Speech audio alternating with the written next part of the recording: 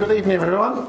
I'm here to do the introductions, so I'd like to introduce you to the Innovation Director from the Agile Business Consortium, Andrew Craddock, and my name's Vic Page and I'm the Training and Accreditation Director at the Agile Business Consortium. And what we're here to talk to you tonight about is it's got a bit of a Christmas theme about it. It's only the 5th of December, so we're going to be sort of playing ghostly parts. It's too early to play the Ghost of Christmas Past or something like that.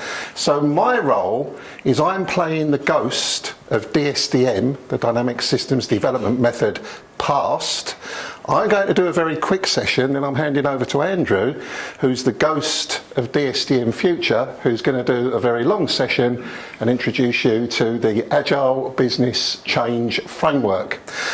So, as the ghost of DSDM Past, just a little overview of DSDM. After we went through the waterfall approach that wasn't working, that doesn't work now, that needed some sort of new impetus to it, we moved into the era of RAD, Rapid Application Development.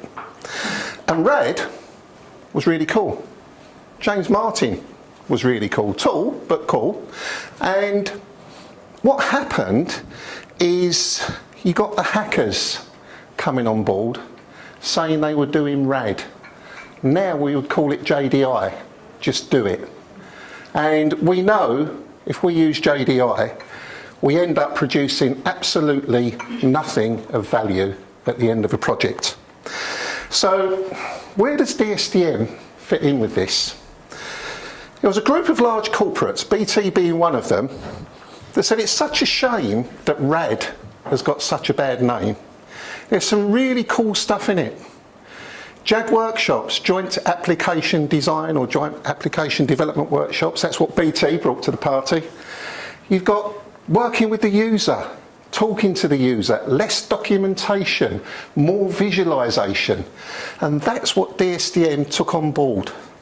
DSDM took the good bits from rapid application development and evolved them into an Agile Project Management framework. Obviously, it was created collaboratively, BT being one of the partners, IBM being another, and a number of other large corporates. So it was devised from best practice from these large corporates. And the key thing about the DSDM Consortium is it is a not-for-profit organisation. So Andrew and I, believe it or not, are not here for money tonight, we are here for love. Or love, as they used to say in the 1970s. And another key thing to remember, because most people sort of tend to forget this, is that Agile is driven by the Agile Manifesto that was actually produced and signed by a number of thought leaders in the world with respect to Agile development.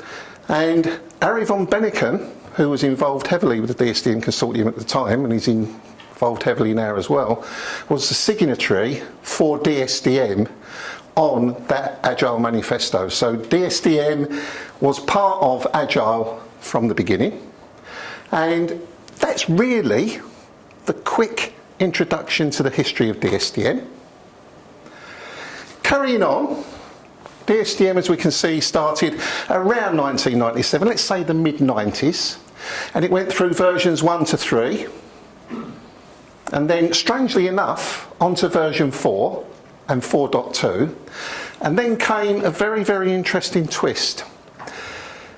Even members of the DSDM Consortium board would admit that DSDM versions 1 to 4.2 was still written in what I will call techie speak.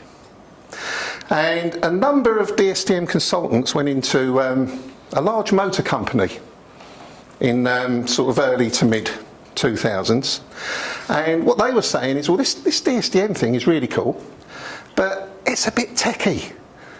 What about the business people? So enter, in 2007, DSDM Return, an Agile Project Framework written in business language rather than techie language.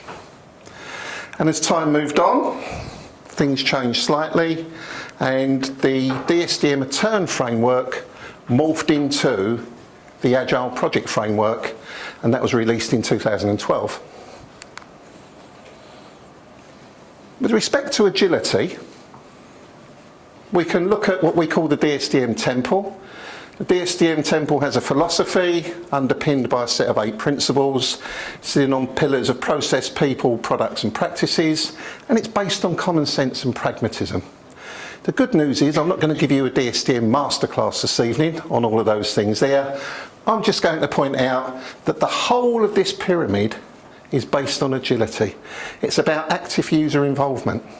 That's where the roles or the people come in. It's about empowerment of the people from the business and indeed the IT side. It's about collaboration. That's where the practices come in. That's where some of the products come in. They help teams collaborate. It's also about visualisation. Let's not look at large documents that someone's been out, they've talked to a group of people, they've translated it into their language, they've written it down, they send it back to you, you read it, you translate it into your language, and if you're lucky and you've got through those 250 pages without falling asleep, you sign it off at the end. Let's move away from that. That takes a lot of time. Let's move towards looking at something, looking at an artifact, visualisation using a visual grammar as opposed to a text-based grammar, so that we can have conversations about what we're looking at. It's not until you can see what you can have that you know what you want, and that's one of the things that's driving DSDM. It's driving the collaboration. It's from that visual grammar. That could be models, prototypes, anything you like, something to have a conversation about and move forwards and fail fast if needs be. It's about self-organisation. We have moved away from command and control. We have moved away from micromanagement to self-organising, empowered teams. That's what DSDM is and was about. 3 diagrams. DSDM people, the DSDM products, and the DSDM process. Project level roles, so bringing agile governance into an agile delivery environment. Delivery roles, BA, actually working between the two, not as an intermediary, as an enabler, as a facilitator with a big F and a small f. Something that takes on board the fact that a project needs to be kicked off somehow. That's what that pre-project phase is about. A couple of phases driven by facilitated workshops, some other practices from DSDM, moving forwards into evolutionary development. So we've got iterative development, incremental delivery going on here, and then finally we can deliver either time boxes, small periods of time in DSDM within which we produce something of value for the business, or we can deliver increments, and it goes on. Products, I'm not going to dwell on those products, to be quite honest. What I'm going to do is say that based on this framework, a few years ago now, we took the Agile Project Framework and worked very, very closely with APMG and developed Agile Project Management that is examinable at foundation and practitioner level. We developed Agile Programme Management that is examinable at foundation level. And we developed Agile Business Analysis that is examinable at foundation and practitioner level. But we had this feeling on the DSDM board that something was still missing. It's a bit of a missing link. Something had to happen. All of these can be used in a general project environment, but quite a lot of the language being used was still revolving around IT. Business style language, but revolving around IT. And the thing that's sort of happening now is people more and more are moving away from using Agile just for IT. They're using them for other projects as well. So we thought long and hard and wondered about the future. Where next is DSDM going? The Agile Business Consortium is where we're going next. So the consortium was launched at the Agile Business Conference in October of this year, and our mission is to be the global leader promoting, supporting and enabling Agile business. So going beyond IT into the world of business. We're going to do that by providing advice, guidance and accredited products and services to C-level executives and their change management teams through an international network of partners. And I'll tell you a bit about some of those things as we go through the rest of the presentation. So I'm going to start by introducing you to the framework itself. So the Agile Business Change Framework is very much a work in progress. So we've got the sort of the bare bones of it in place already. Some elements of it you will recognise that exist already from the past, and other areas are completely new areas that we're moving into. So the first of these is Agile Product Evolution. So this is the sort of the domain of the approaches like Scrum, who are working collaborative teams, delivering product, maybe scaling that via some of the other scaling approaches that are out there. A completely new concept is Agile Service Evolution. So we're taking Agile beyond its heartland, if you like, of product development into evolving services as well. So what does that mean? Well, that means actually starting to think about the way a business might want to change the way it does business through the services it offers.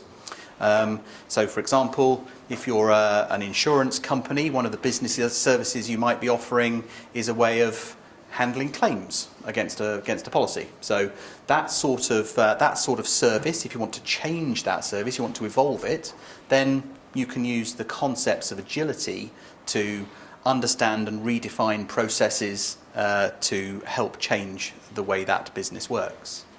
We have Agile projects, so AgilePM was one of the products on the previous slide. We're going to be tweaking that a little bit, but no substantial change to Agile Project Management. Just some changes to allow it to fit into the wider context of the framework. So Agile projects, the same as they have been. Agile programs, Agile PgM that Vic mentioned earlier on, that's going to continue to exist. Again, just with a few little tweaks to change some of the language. Another completely new area that we're moving into is Agile strategy and portfolio. So what you can see now is the fact that we're covering all aspects of change, right from the strategy definition for an organisation through the way that strategy is maintained in an agile way. So perhaps doing away with the annual strategy meeting and the 5-year plan and all those sorts of arcane and somewhat redundant ways of thinking, given that the world moves so fast. Yeah, I wonder how many of you have sat through strategy sessions 5 years ago and had items on the 5-year plan and see any of them in the plan for the coming year. Maybe one or two of you have got some examples for long-standing programs that do, but most people find that the world is completely different in 5 years' time to what they expect at the time that plan is drawn up. So all the way from the top, Agile strategy and portfolio, down to the coal face, if you like, of building the products and services that interface directly with customers. One way of gluing that together is through Agile culture and leadership, and this represents a sixth of the items that the framework's looking at. So this is understanding what it takes to promote an a culture of agility within an organisation associated with change. This needs to come to a degree from the top down, so not just about senior management supporting Agile at the team level, but actually understanding how a business can really benefit from agility all the way through, and driving that culture, leading any change that might be needed. And the final element is about agile enablement and governance. So this is the domain that maybe program and project offices sit in. Again, a complete recasting of the traditional perspective of organisations that tend to be focused around compliance with standards and all that sort of thing, and focused much more on understanding whether what's being done is being done right, the right thing being done in the right way, rather than are we following the processes and standards that have been laid out, quite possibly for a different era of management. So a lot of the organisations that I interact with have governance standards, for example, that still have the assumption of that 1970s style traditional waterfall approach behind it, regardless of whether teams are working in an agile way. So thinking about how, not only how we govern things, but actually how we promote, rather than promoting compliance with processes and standards, we're promoting innovation and the real sort of focus on the delivery of value, particularly customer value. So one thing that all the Agile approaches talk about is the importance of people. People make Agile work. The first of the values in the Manifesto for Agile Software Development is that we value individuals and interactions over processes and tools. And so we value customer collaboration over contract negotiation is another one, all focusing very heavily on people. So we have a number of leadership concepts in play. So this is associated with that leadership track. The first one is around communication. So we need effective, timely, focused and meaningful communication throughout the organisation associated with any change. And I'm using the term organisation there almost with a little o. So obviously if what you're doing is making a small change, maybe to a single product or something like that, the whole company doesn't need to know about it, but the organisation that's associated with that change certainly does. If your objective is to, take a brand new product into a brand new marketplace, then the chances are that the whole company will need to know that, about that, and communication needs to be much broader and deeper and wider across the whole of that wider organisation. We're using the term organisation because this isn't just about commercial businesses. Yeah, we're also looking at the use of this in the public sector, both in central and local government. We're looking at the charity sector also. So, and we've actually got input from all of those different people in those different sectors going into either contributing directly to the framework or reviewing it. So we've got lots of people involved with that. Collaboration is another element that we're looking at. So again, that's one of those things that was on Vic's slides earlier. It underpins all agility. Collaboratively autonomous teams. So that brings in the self-organisation bullet that Vic had earlier as well. So actually looking to understand how we can focus teams around collaborating to deliver business value.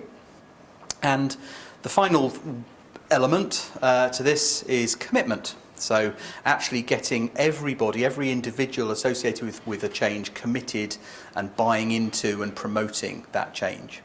All of this is driven by Agile leadership. Or maybe just good leadership. Yeah, so we're calling it Agile leadership because it's an Agile framework, but actually what we're really talking about here are the things that Vic was mentioning earlier. This is about working in a facilitative, focusing way rather than a micromanaging way. So, so leadership in a way that enables agility. And all of that, the purpose of all of that is to deliver some sort of business change payload. Yeah? So whatever the business change is that you're seeking to achieve, then those elements, the people-y elements of communication, collaboration, commitment and strong leadership are needed to make that happen, to deliver real and effective change.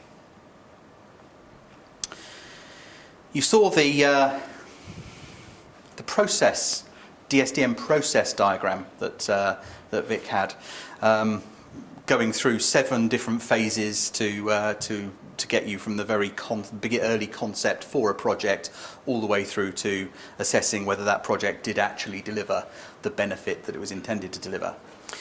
One of the things we're looking to do with the change framework is to try and demystify stuff, to simplify it where we can. And we started by looking at the process of change. So the idea here is that this generic process of change applies at all levels within the organisation. It doesn't matter whether you might be adding or changing a feature in a piece of software right down at one end, you might be changing the entire purpose of a company or an organisation at the other. The concept of change is the same. It's just a matter of scale and focus. So we've identified a number of simple steps. The first, which take us from the need to fulfilling that need.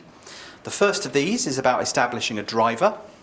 So what's the required high-level outcome, the vision, the goals, the objectives, and the justification for actually starting this endeavour, whatever it might be. And remember, again, this can be anything from changing the purpose of a company to changing a few features in a piece of software. Yep. The whole concept of establishing a driver helps carry that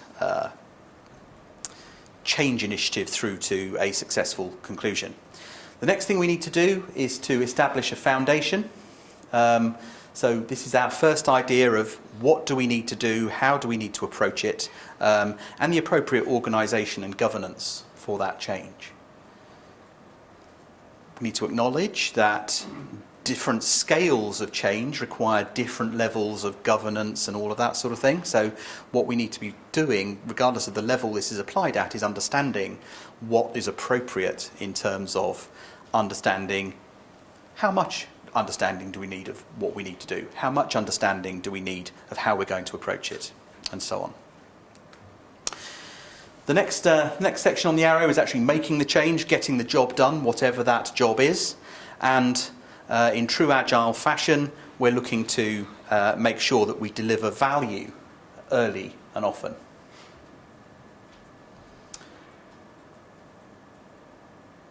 We've got a concept called the Innovation Hub. So you saw that the Innovation Hub there moved from the left of the arrow all the way along to the centre. And what that's intending to indicate is that we have a group of people who are working to establish the driver and the foundations and then carry through that change initiative into the action that's needed to make the change and that delivery of value incrementally. We're also trying to demystify and simplify the roles. We've identified 2 main zones within this innovation hub. Inside, constantly inside, we have the core change participants involved throughout, shaping solutions, making the change, that continually, collaboratively autonomous team. And then on the outside, we have the influencers and the stakeholders and the beneficiaries of whatever that change might be. So these are roles that, as you can see here, sort of orbit into the hub, where they need to make an influence or understand the significance of what's going on there, and then they float outside that hub. So that's at the top level. If you've got a massive program of change, some of the roles that might be floating in there might be the CEO, the COO of the company, yeah, doing that at that scale. If what we're talking about is a much smaller level of change, then it's far more likely to be somebody like a product owner or a business ambassador, to use the DSDM language, who's floating in from outside, guiding the solution development team in building that solution. So we're looking to create some simple language that helps to demystify this as well. So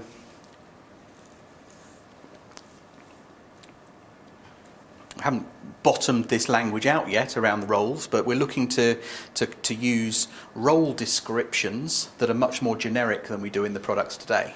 Yeah? So if your role is to lead a change, then we'll have a role of change leader. Yeah? And that change leader could be anybody in the organisation, just depends on where you are in that hierarchy and the scale of the change that you're making. The next few slides go over those value statements that you saw in that video just before I started talking. And what we're trying to do is through this set of values, we're creating another manifesto for Agile Business. And we believe that an Agile business should value innovation and learning over the status quo. And what you'll see on the next few slides are some quotes from famous people. Yeah? So hence channeling the words of the wise. So this is just stuff that's been out there sometimes for years, especially in the case of people like Einstein, who had a great bearing on the knowledge of the world, but isn't with us anymore. We value inspiring leadership over conservative management.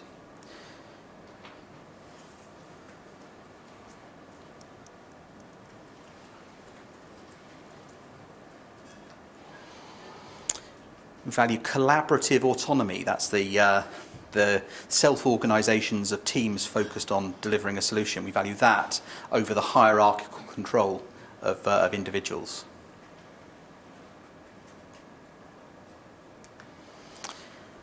And we value customer focus over self-interest.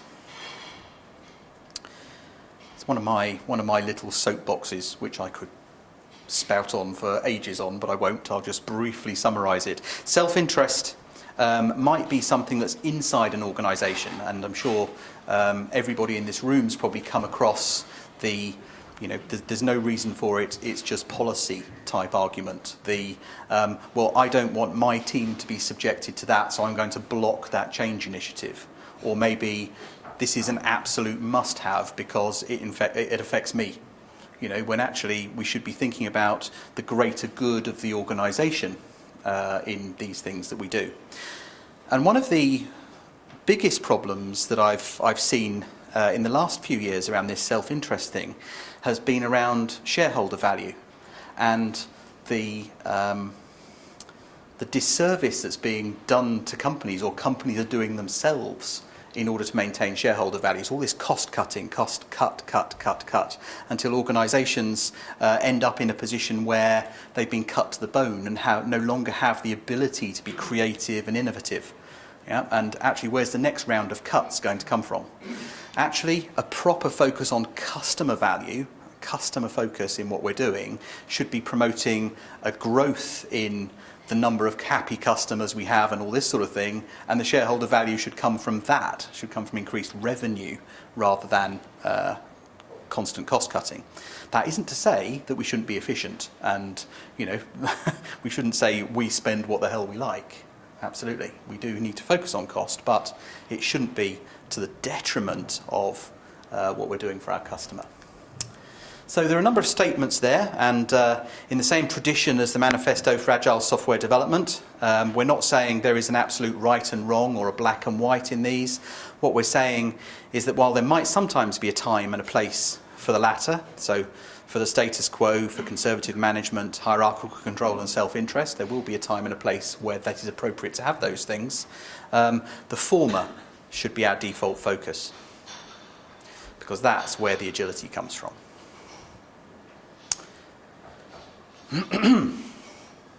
I said I'd come back to the sorts of things the consortium are doing, how are we taking our what is our mission to the market, and this is how we're going to do it. So what we have are a number of publications that will be coming out, some by us, hopefully some by you. Yeah, as you and others start using this framework, start understanding the value that it delivers and drives within your organisations, why not share it? Yeah, the more we can share, the more we can understand of what each other's doing. Going back to that, the sort of values of the DSDM Consortium back in 1994.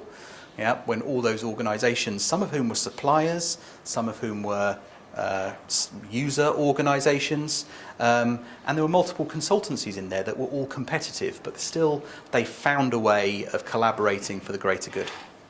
Yeah, so publications. Professional accreditation is another plank of what we're going to be focusing on. So that's accreditation of individuals. We'll be expanding the certifications that Vic mentioned earlier with the products like AgilePM, Agile PgM and AgileBA into supporting some of those other elements of the framework that I showed. To be agreed which ones those will be and how that accreditation will be offered. But we're also going to be promoting much more strongly the levels of certification above that foundation and practitioner level, getting into the professional level, the trainer and coach level, and the consultant level.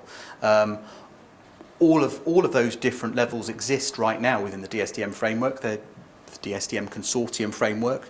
They just haven't been used particularly beyond the trainer and coach level certification. If you take the consultant certification, for example, there are only 3 practicing DSDM consultants in the world right now, and neither Vic nor I are number amongst those. Yeah. To be honest, there hasn't really been any point in going for that certification.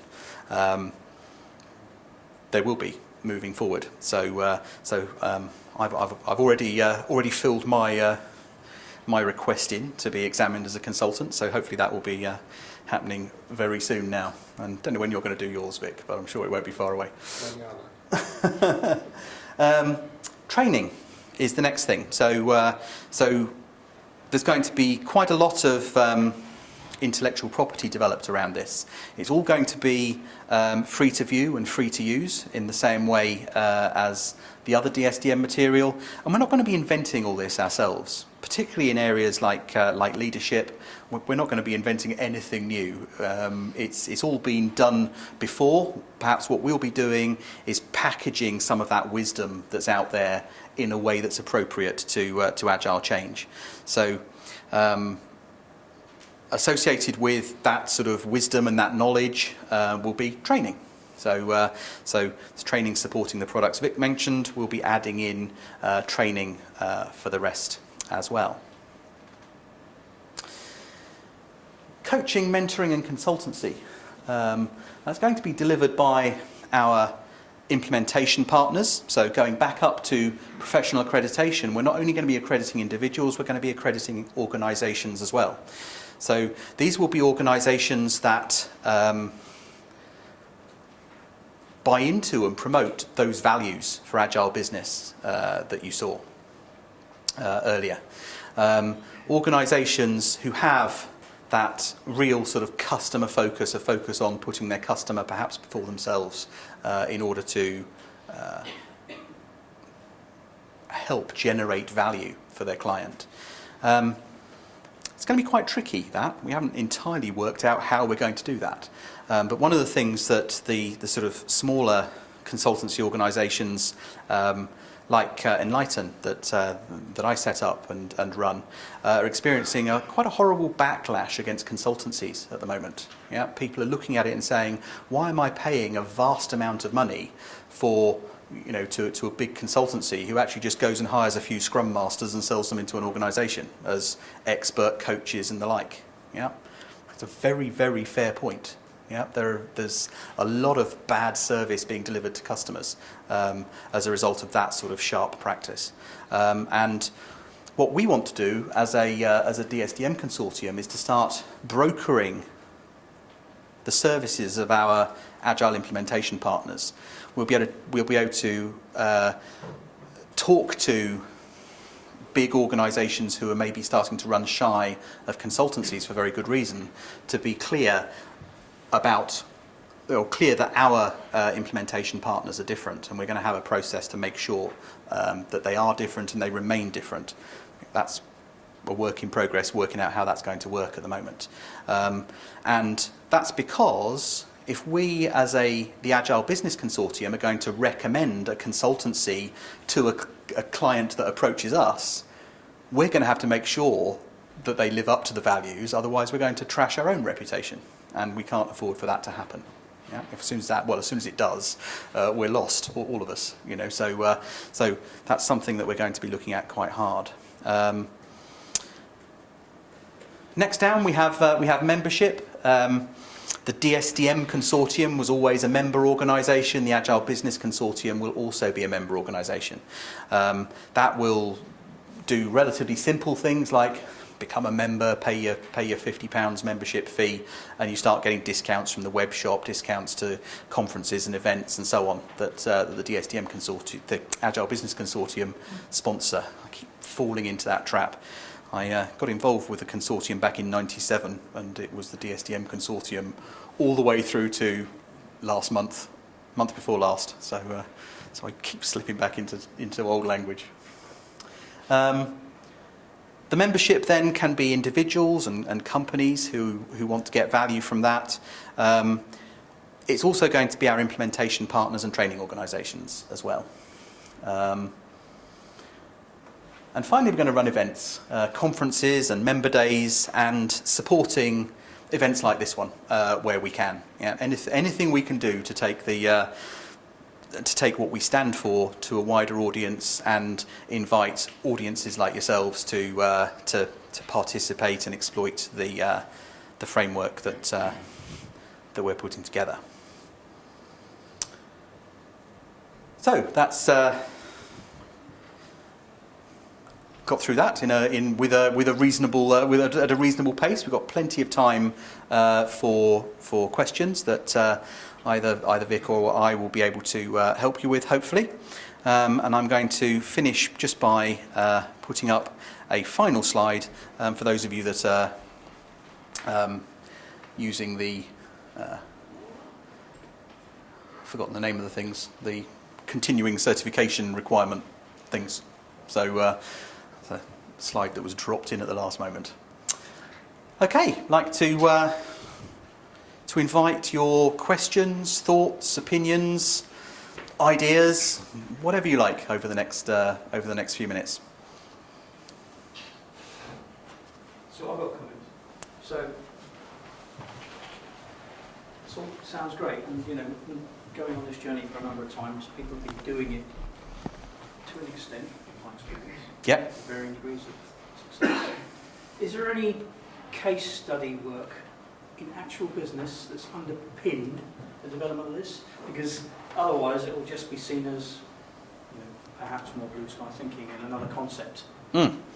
So one of the things that we're looking at, and you do make a very good point.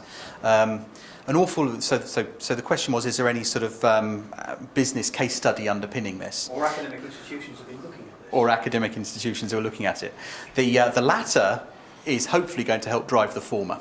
So for a number of years, the DSDM Consortium has been sponsoring the Agile Research Network. So this is completely independent of the consortium. It's a collaboration between the Open University and the University of Central Lancashire. And they've spent time working with a number of businesses over the last few years, getting to understand some of the issues they're facing and making recommendations and based on research that might be able to help with that. So we're going to continue with that, and we're actually involving the the Agile Research Network to help us establish a basis for measuring the effectiveness of what we're doing. So we're going to, almost like building a diagnostic bolt-on to an engine or something, we're going to try and do the same thing. Again, early days, we're still working out how to do that. But what we hope is that as organisations are brave enough to pilot this, and there are actually quite a few already that are interested, we should be able to start demonstrating its real value. And you know what, if it isn't delivering real value, the people that are involved with it passionately believe the value should be there. So actually, what's going wrong? What do we need to tweak and change to make sure that value is delivered? So hopefully a bit different to any of the other sort of things that DSDM Consortium has done in the past, and in fact, that any other, or most of the other organisations are doing as well. Yeah, I wonder if anybody's having a look at what some of the big disruptors are doing in various industries now. So disruptors such as? Such as Amazon now are going to go into food delivery. Right. Such as Uber, with all these concepts. They've been brought those things to market very quickly, and they've been very successful at that. Yeah. What are they doing under the covers Yes. that may be some good value material to bring into this? Yeah. I think if you so it's under the covers. Yeah, there's quite a lot of interesting stuff going on. I am sure. At the moment, we don't have sort of channels into the likes of Amazon. We're hoping that some of the organisations will sort of see the value in this, and some of those will help participate and share their learning and their experience. One of the things we can see on the outside, though, is that people like Amazon are constantly on the lookout for the next great thing to serve their customer base with, and actually adapting and changing what they do and how they do it subtly, using the same underpinning model, but actually being able to adapt what they're doing. And you're right, get to market in a quick way. So we can sort of see from the outside a lot of the characteristics that they exhibit. What we can't see is under the covers the way they do it necessarily. Perhaps Amazon getting a bit more corporate now as they get bigger. Yes. Yes, aren't they all? People I know sort of comment. Right. But the startup ones, the real innovators are starting out. They are making a difference. They are being constantly innovative in what they are doing, because otherwise they would not survive and they would not grab that market share. And I mean, a bit of that's because the established leaders in those industries are a bit complacent and probably could do with some more innovation, and this would be something that, as a lead into people to take notice of.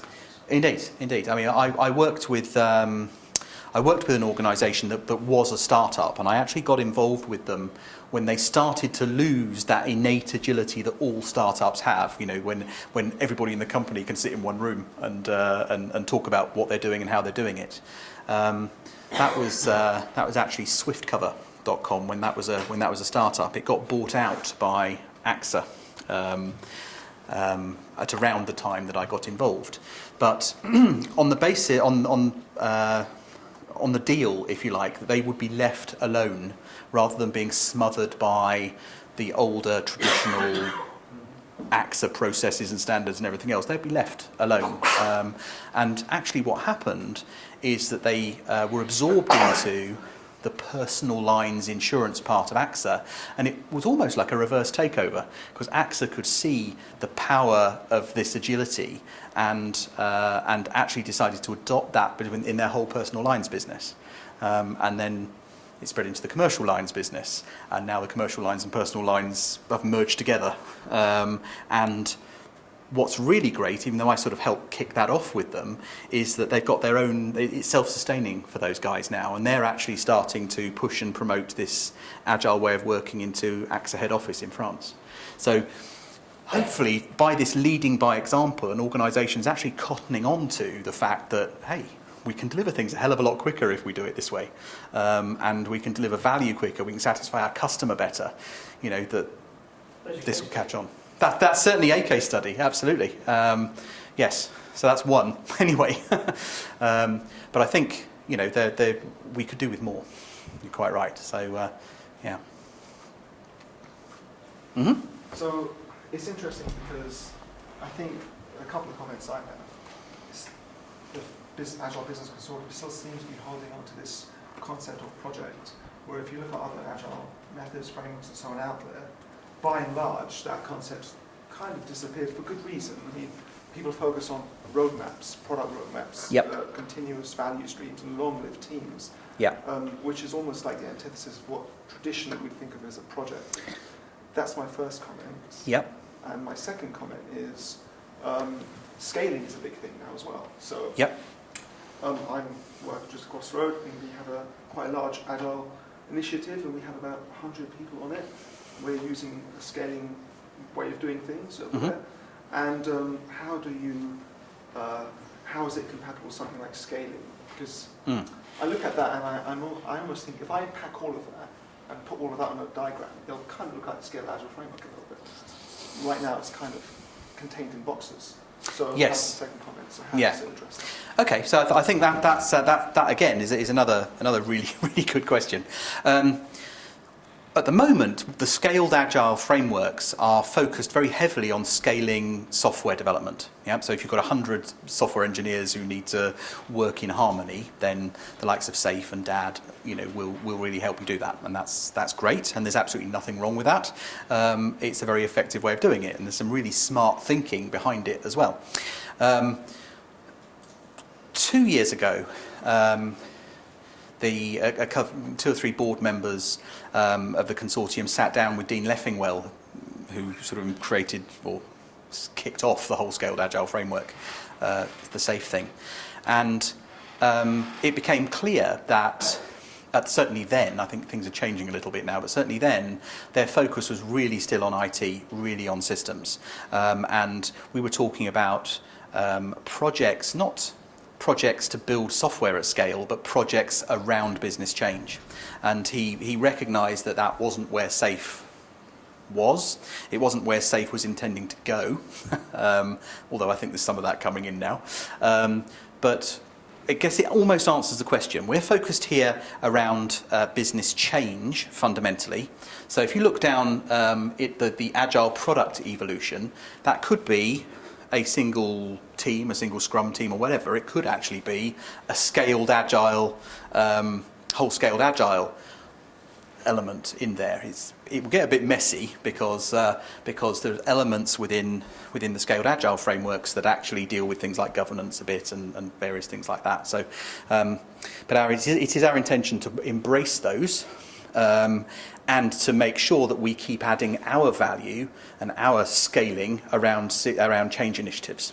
Right? So whether those are programs or projects, they should be focused around business change. You're right when you say that certainly the Agile world is moving away from projects, and the argument is we don't need projects to build software. And you know what? I think you're probably right. You don't need projects to build software. But it's when you go beyond that the things that need coordinating are very disparate, and that's where the value comes in. In terms of another item you mentioned, which is, there's a lot more sort of roadmap type idea and continuous improvement going on. We're going to embrace that as well. So what typically we would expect to see is a proportion of a budget, and however that is set, being allocated to significant change initiatives, and the rest being allocated to that much more agile, nimble, continual improvement type work. The governance will be completely different, bound to be, but we need to understand that a portfolio may contain, or should contain, both elements of that, one of which should be much more autonomous than the other. So again, we've thought about that, we're looking to embrace that. We don't want to pick fights where fights aren't needed, and where there are great ideas out there, if we can embrace them and make them work in harmony, that's the best thing. So I think, so it's really good to hear. And I think the interesting thing about SAFe, you're absolutely right, systems development at scale, but they have this thing called a portfolio as well, right? Yeah. So the assumption for more traditional thinkers are, well, it's a portfolio for projects. There could be business change projects, or there could be systems projects or software or whatever. So I think that's the interesting thing about SAFe and where it might be relevant here. Agile lean budgeting, for example, at the portfolio level, and how that feeds incrementally into the programs and projects and so on. Yeah. And also, I don't know if you've managed to look at enterprise Scrum and they're about to launch something in Scrum Alliance as well. Yes. Which is all about business change, I think. Yes, we have caught wind of that, but we don't know the detail either. So, yeah. And one of the things we're also looking to do is to work with organisations like the Scrum Alliance as well. You know, so you know, as I say, the most important thing is that we enable businesses to become more agile, and we should try and avoid turf wars about whose approach to them becoming agile is best. You know, and if we can embrace what they're doing. We've been doing this. Arguably, we're doing this for decades, so we should be able to contribute at the very least. Yeah. You mentioned that the framework is really a curation of existing principles. How are you going to ensure that the framework and the organisation remains innovative through its ways of working? So when it comes to principles, we're looking to drive the principles of agility through the principles of agile leadership. So that's where we're going to start, and that in itself is going to be served by those values.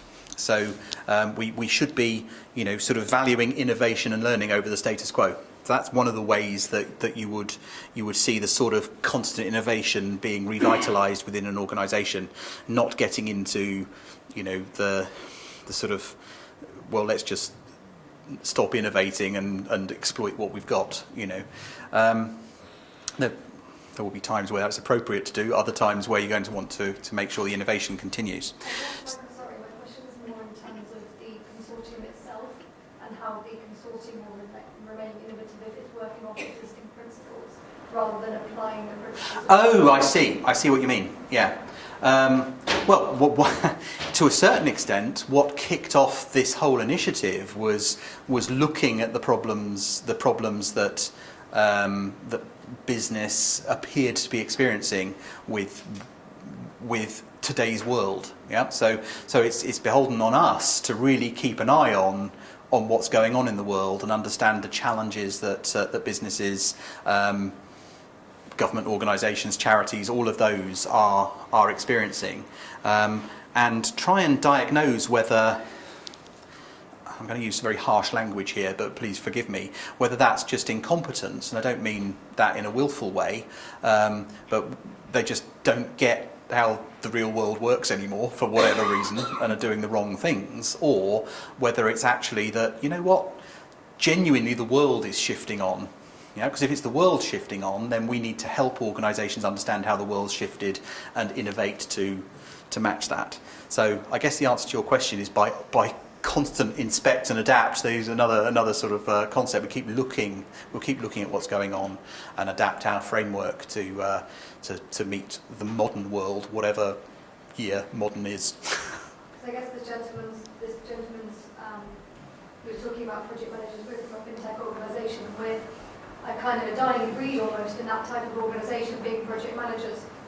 There's much more of a shift towards product, even trying to scale product and trying to scale kind of a squad model into the organisation as a whole, so that they're trying to drive change. In agile organisation, they don't want to hear about project managers. No. So it's a real battle for us to remain innovative as well, Yeah. with the support of organisations like the Agile Business Consortium. And it's a real shame that that's happening, actually. And a lot of this this drive to you know, get rid of project managers and that sort of thing has come from America, and that's because the American style of project management is actually very different to the way Agile expects it to be, shall we say. So it's much more, in the US, it's much more command and control style. You know, to be honest, the sort of stuff, if you watch The Apprentice, you see, expect to see the project manager doing, I'm in charge, I make the decisions, you're just here to serve my need type approach to projects. Now, I'm not saying it's as extreme as that. To give you an idea, though, last year, as the then chair of the Scrum Alliance came over to the Agile Business Conference, and again had the opportunity to have dinner with him. And what was really interesting, his keynote was talking a lot of real passionate sense about the way businesses were going astray at the moment. And he also ended up, in a little section of his presentation, really sort of dissing projects and project managers. Because they weren't agile intrinsically. And I actually had the opportunity to challenge him over dinner on that exact point, making the point that the DSDM Consortium has been in the DSDM approach has been in the business of being agile in projects since 1994, you know, and that's the bread and butter of what we do. And his answer, actually, and excuse what I'm just going to relay what it said to the PMI members here, but he actually blamed the PMI because they'd been trying to engage with the PMI, and the PMI had been pushing back because it was all maverick and cowboy and not in control and all of these things. The reality was they didn't recognise that the control was different. Yeah, and it was demonstration of control by teams rather than the control of the teams by project managers. You know, I started my career as a software developer. I went into project management. I was never that sort of project manager. Yeah, I always empowered my team. I didn't know it was an agile characteristic until agile came along, but that was the natural way of working for me. Unfortunately, a lot of the training and the perceived wisdom out there says the opposite. I just think to build on that point, I still just feel that there's something cleverer that the consortium can do when it comes to the DSDM method, because terminology is really important. And when you're going into an organisation, like I have many times as a consultant, as an Agile project manager, and there are 4 Scrum teams waiting for me, quaking in their boots because a PM is coming to, yeah. You know, it's to sort like them you out. have to Yeah. start from scratch again, reset people's expectations of what a project manager does, an Agile project manager. I just think there's something clever that you guys can do to tap into the market, to tap into the more agile world of things like value streams and roadmaps and that kind of thing. I've always had a struggle with the word Agile Project Manager. I know what it means. I've done DSDM. I practiced it. But most people don't. And to sell that time and time again is really tiring, to the point where actually, don't give me that role title. Yeah. Just call me whatever you want. I don't really care, but give me something else. Yeah. And I think the leadership part is really important. So I think there are 2 things that we are looking at, and I think, you know, the thing you're saying, can we do things clever with value streams and the like? Maybe we need to look more at that, because value streams per se certainly don't feature right now in what we're looking at. Doesn't mean they can't, but we by definition, is or should be some kind of value. Exactly. Yeah. But it's not necessarily using that language and maybe some of those concepts that are out there elsewhere. In terms of things like role names, completely agree with you. Yeah, and one of the things that we have, if you just take the manager word, yeah, so you've got a project manager, you have a program manager, a portfolio manager. In some approaches, you have a team manager, you know, who maybe we call team leader for years and now is a scrum master and that sort of thing. But it just indicates how that role has changed, and you know, Scrum Master almost was created as a name to try and do away with the image of managing people and allowing people to manage themselves, you know, to organise themselves. So we're looking to try and use role descriptions that are different. Yeah. So maybe again, I drafted some candidates that are sort of being thought about at the moment, but maybe change coordinator or something like that. You know, so it's a role whose job is to help coordinate the change that's going on wherever it is a role description. And you know what? If you've got a project manager managing a project, then they would be the change coordinator for that project, you know, or if it's a program, they'd be the change coordinator for a program. So we're going to try and simplify and demystify the language to try and overcome some of those things if we can. Yeah. One of the other things that we've been strongly advised on is to move away from language that appears to be IT language. Yeah, so one of the great words that we've used a lot are things like architect, yeah, and business architect and things like that. And apparently this is so now heavily entrenched in IT thinking that business people think, oh, you're talking about an architect, that's IT, we're not interested. Doesn't matter the fact that, you know, we've had architects since the Roman times or before, you know, who have been building buildings as architects and the like. So yeah, we're looking to try and find words that don't have names, that don't have baggage, to try and help. Yeah. What is the roadmap for this framework? So have you guys set some timelines, deadlines? Yep. So we're working a number of things in parallel at the moment. We're trying to get the Agile culture and leadership track to be the leading track in what we're doing, and it's one of the reasons why we haven't started tweaking the Agile Project and Agile Programme frameworks yet, because we really want to allow ourselves to get enough understanding of how leadership works in order to start influencing those things. But in terms of a timeline, we're going to be looking to publish various pocket papers and pocket books and that sort of thing as we build the framework, in the hope that people will be able to pick up isolated things, and they will be things that are self-contained and make sense in their own right, that will gradually become a collection that will represent the body of knowledge for the whole of the framework. So leadership is an early one. We've got portfolio management in an agile way, and again, we're not doing a lot of inventing stuff here. We're just pulling agile thinking from other places. So we're talking to the Beyond Budgeting Institute. It's a very interesting one to look up if anybody has an inclination. They've got some really interesting ideas around budgets and portfolios and that sort of thing that we're hoping to work with them to integrate into the framework. And service evolution is another one. So this is a way of taking the sort of idea of agile at the coalface into the business. And again, it's not brand new. We've been doing this for some time. Vic mentioned the work at he called it the motor company. It's most famous for its motor cars, being Rolls-Royce. I'll drop the name. But it was actually the aero engine division that I was fortunate enough to be piloting a turn in, and there was almost no IT involved in what they were doing. They were actually changing their business processes to make their business processes more efficient through engineering and manufacturing, and we were using DSDM as the approach to do that. So we know it works in a pure business context.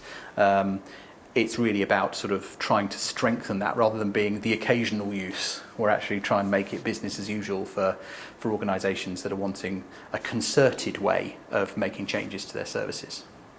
A follow-up to that, in pure PMI fashion, the PMBOK comes out, it's rolled out to the practitioners for review, and given that we have lots of agile practitioners here, do you believe we would open the framework for review and authoring with the community, because we can see the trends are changing? So what do you feel about that? Sorry, who opening which? I don't know. I'm not part of the DSCM membership community, so maybe if I were you, maybe I would start with there to see what other thoughts within the community about the framework. So about sections of it. So. Yeah, I mean we are doing that already. So as we go through creating it, there are, as I said, we've got individuals and groups from different sectors and that sort of thing helping us to shape it, and we have a sort of two tiers of review on that.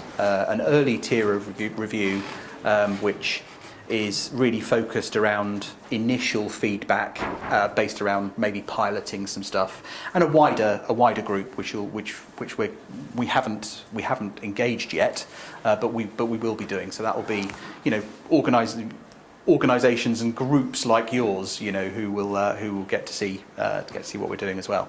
I say that we haven't initiated anything at that tier yet, but we intend to. Okay.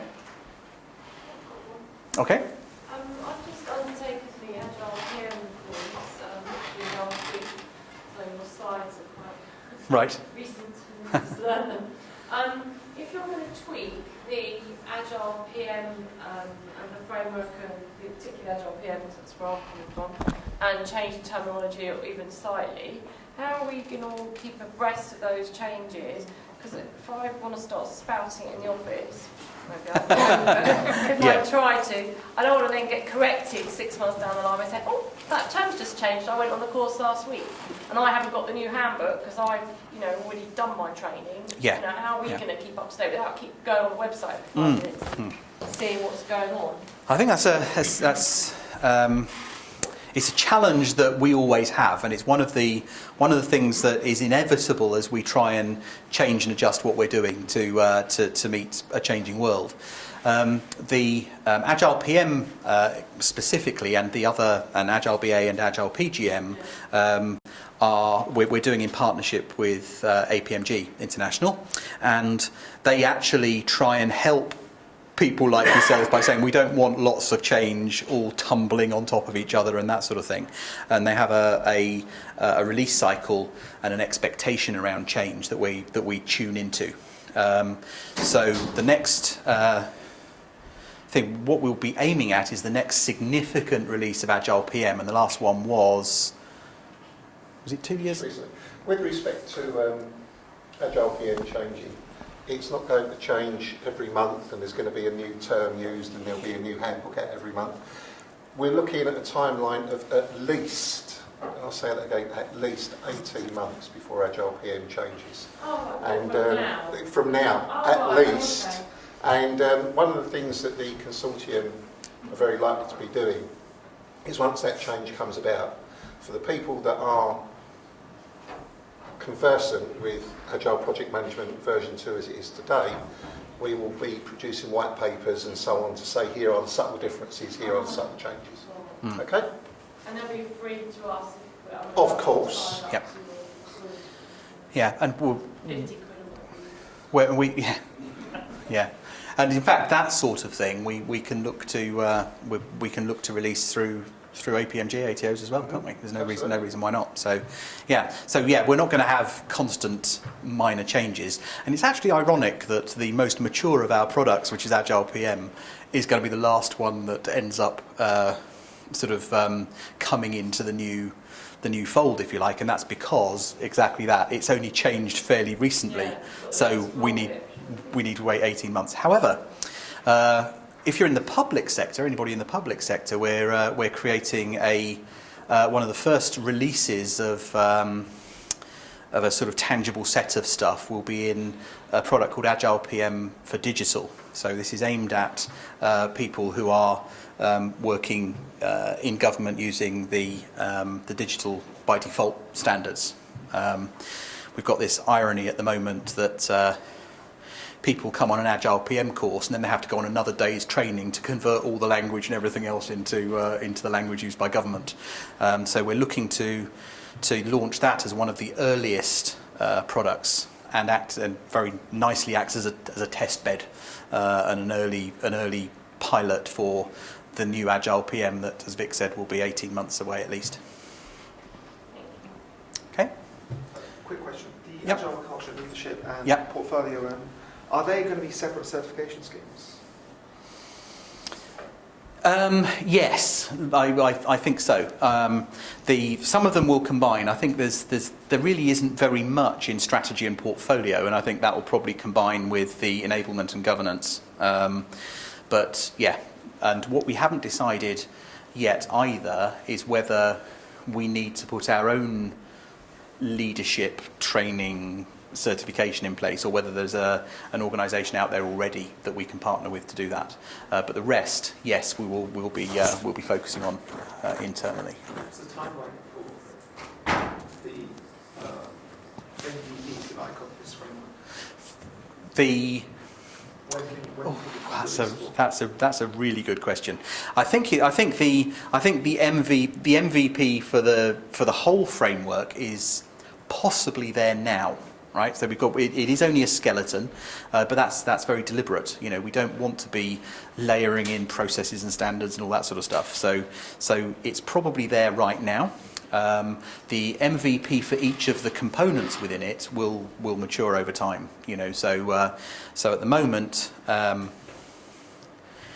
overall, we're planning to populate the majority of that throughout 2017. Yeah, so there'll probably be some leftovers into 2018, including Agile PM, which is 18 months away. But yeah. So, cheeky follow-up question: is there any way to get a sneak peek or anything like that about what? Yeah, so on the agilebusiness.org website, you will find a number of sort of just 2 pages that you can download, which talk about. There's one that talks about the framework, one that talks about leadership, one that talks about some of the early ideas around portfolio.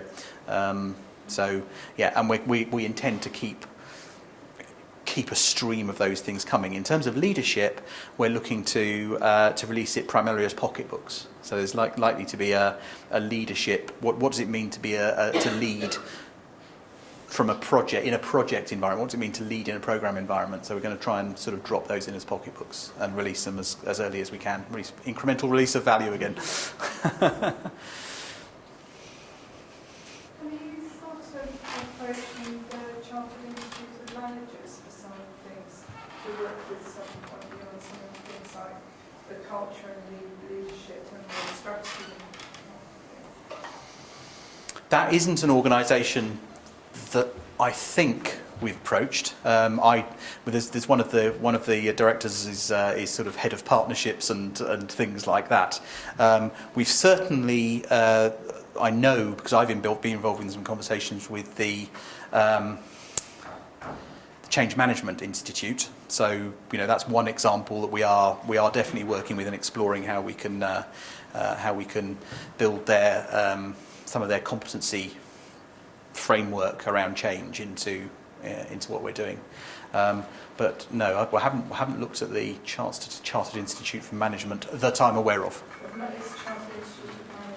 Chartered Institute of Managers, right? Okay. They would have a quite broad.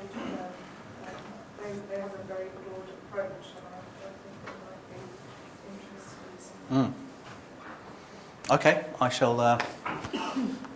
I'll make a note on my phone before. That's 2 things I'm going to make a note of definitely so far. I think it's www.managers.org.uk. Oh, okay, all right, thank you.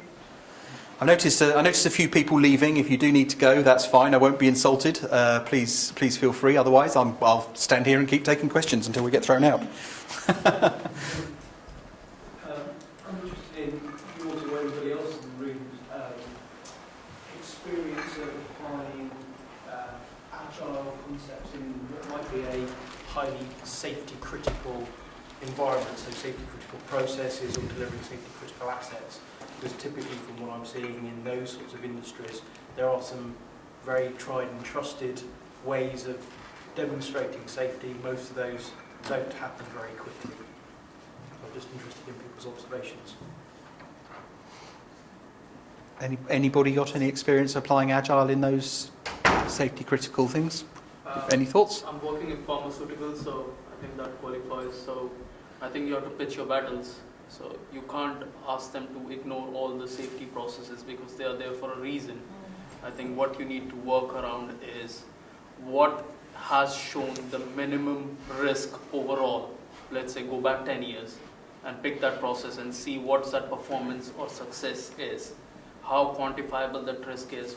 If you change a particular part of the process, how does that equate into the risk profile? So if you start having those discussions, then they see that there is a benefit in removing a part of that profile from the overall process element. So if you go with the approach that this is a non-value adding activity, then you will be shut down.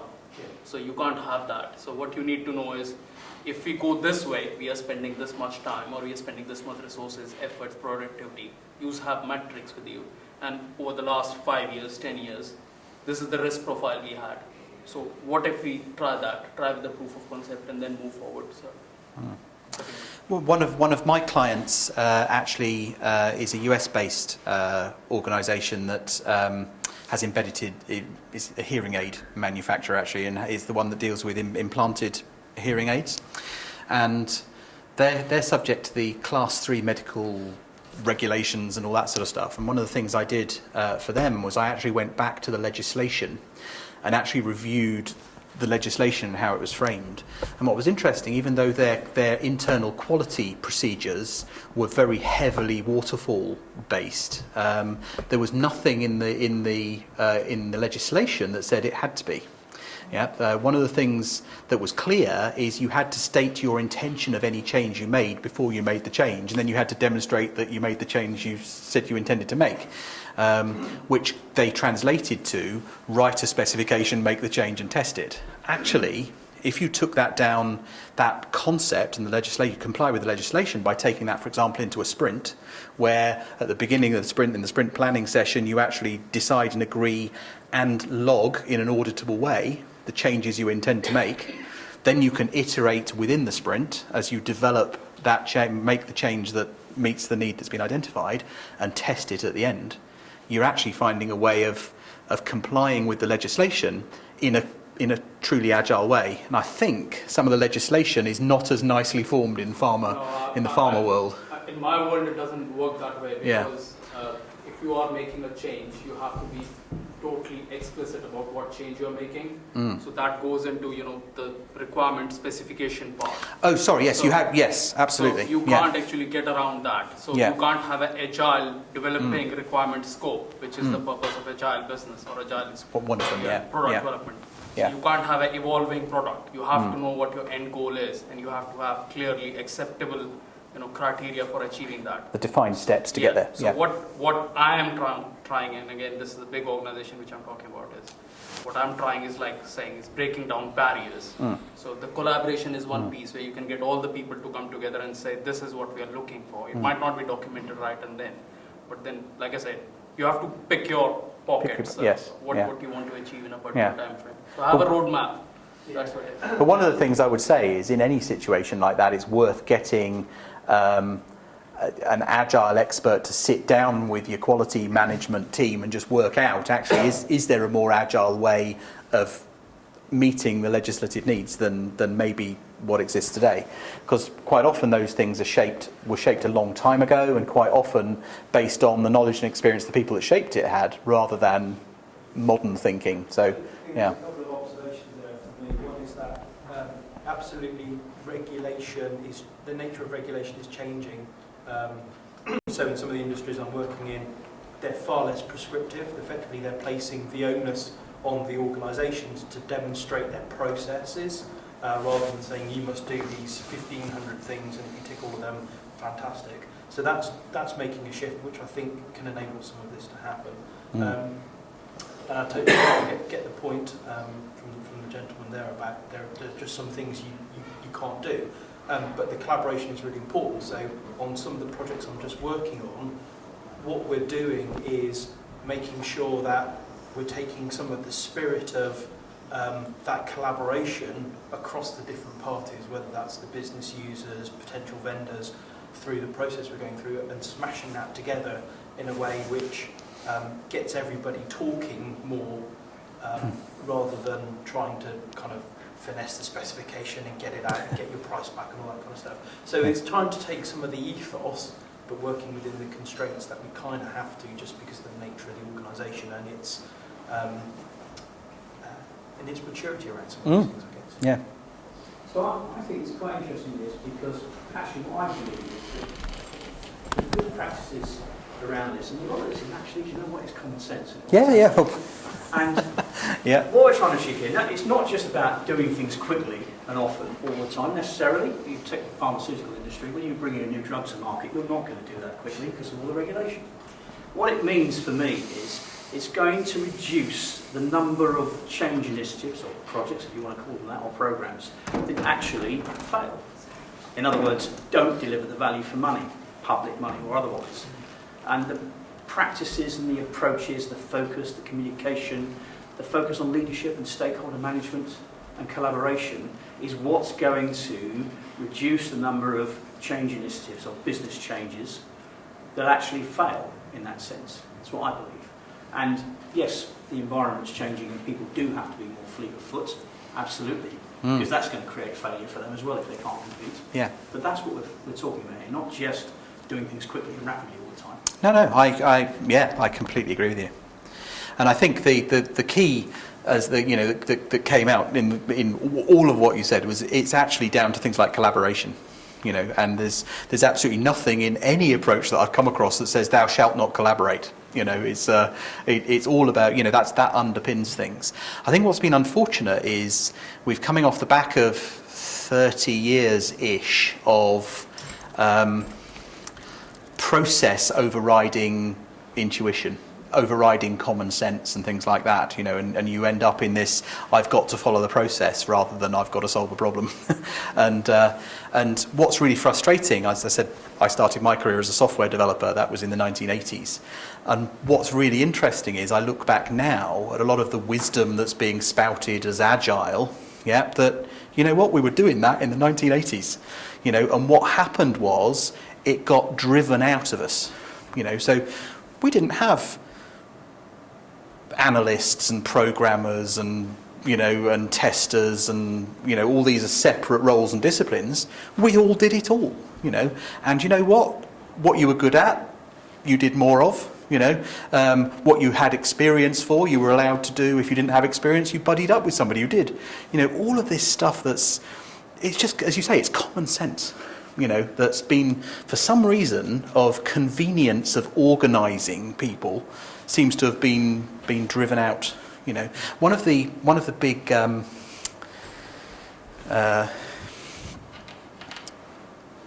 criticisms of projects is that you spin up a project with a whole new bunch of people and they get on and do stuff, and then you finish the project, you disband the team and off they go.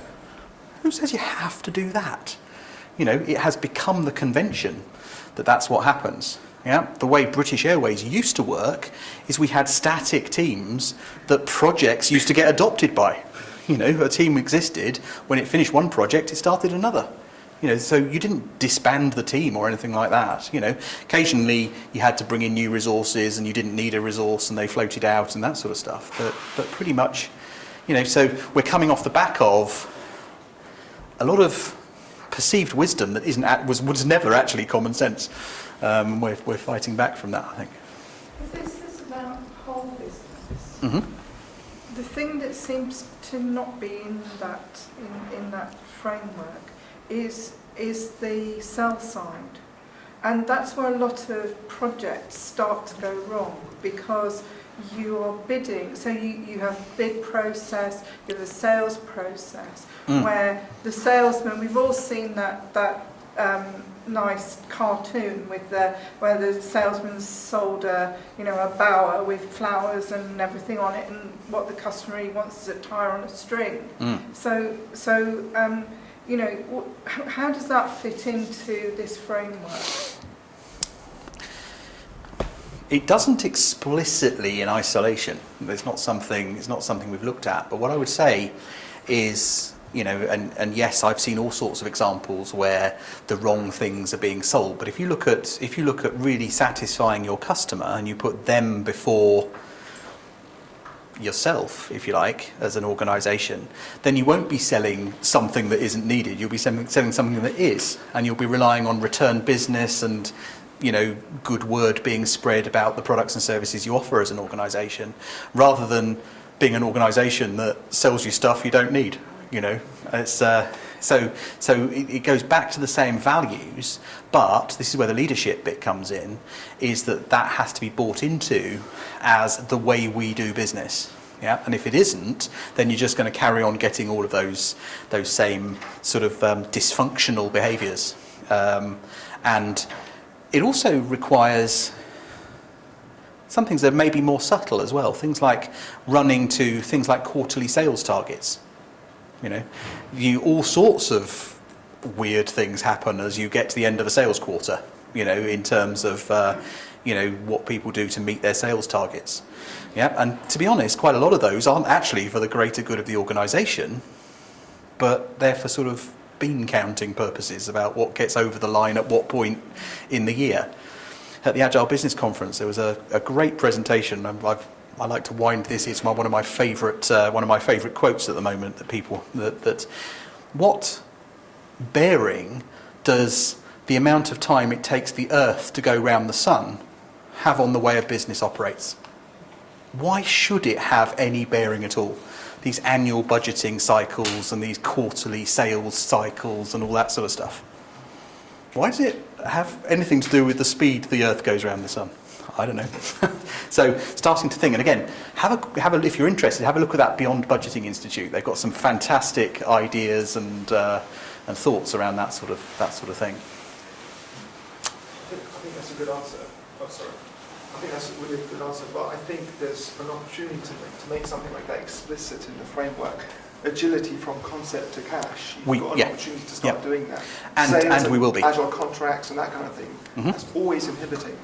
And that's really important, I think, to somehow build it in. Absolutely. And that is our intention. But one of the things that we also need to recognise is that, you can't launch into a massive revolution.